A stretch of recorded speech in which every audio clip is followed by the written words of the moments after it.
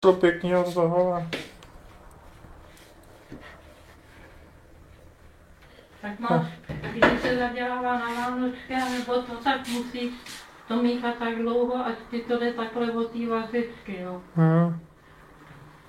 A to je udělaný těsto dobře.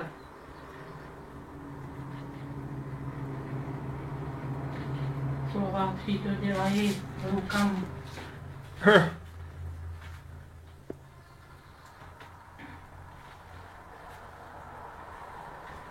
Zamíchají to vařečkou a pak to vypracovávají rukama a na to dělám taky.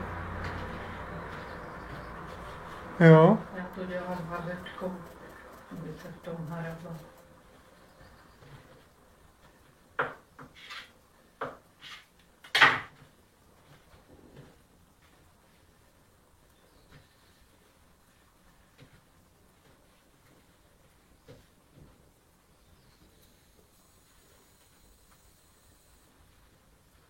Ale Marta Zmatlíková to taky tak dělá.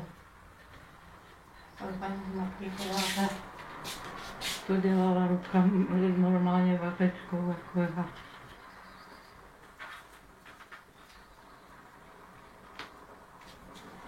Mhm.